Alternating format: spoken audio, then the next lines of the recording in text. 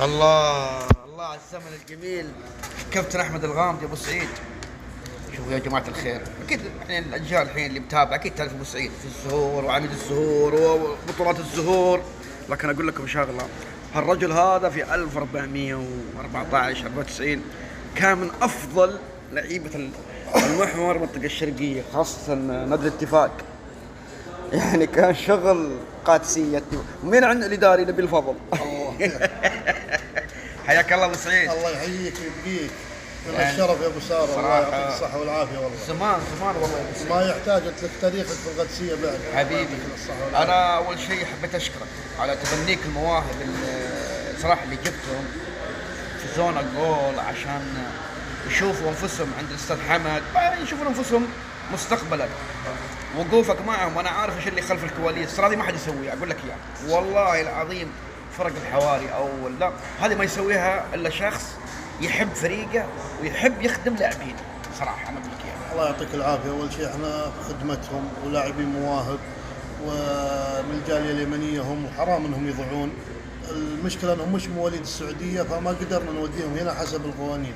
ولكن بعد اعلانك واستاذ حمد المعروف لا يعرف، يعني قد دربني، ترى دربنا في المنتخب. فوق هذا كله كان يدرب في القادسيه، من افضل الاجيال في نادي القادسيه كان مستلمها استاذ حمد.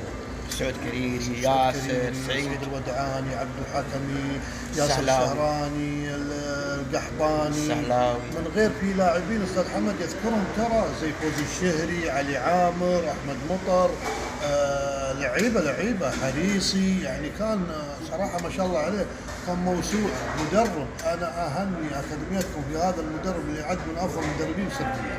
يعطيك العافيه ابو اي سعيد. والله. وانصح اي لاعب حاليا، وانصح اي لاعب حاليا مواليد المطلوبه من الاكاديميه، لان عندك مصداقيه في التعامل اخوي حسين. حبيبي يعطيك والله العافيه. والله هذا انا ادري انك تدفع وتتعب ساعات ولا تفكر في رسوم الاشتراك. والله عاد يا ابو سعيد، انصح اللاعبين دام الفتره هذه موجود استاذ حمد يلحقون عليه، لان اي لاعب يتمرن تحته بيستفيد وبيروح بعيد. وتذكر كلمتي، هو برنامج لمده 3 شهور قبل رمضان. بنفرز لاعبين. يمكن اخوي ابو سعيد شفت جبت 2 من عندك، انه كان عندنا وفد جاي بيختار واختاروا الحمد لله. لكن احنا جبنا الاستاذ حمد بعد اقناع عشان يطور وعشان يكتشف في اللاعبين.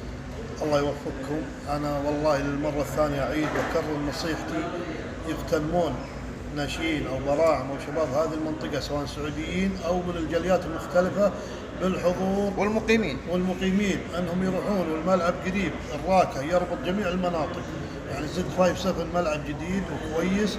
فانصح والله العظيم من ناحيتي انا، في لاعبين كثيرين راح يجون باذن الله. لكن انا اتوقع واتمنى ان الكل يتجه، لان فرصته مع استاذ حمد.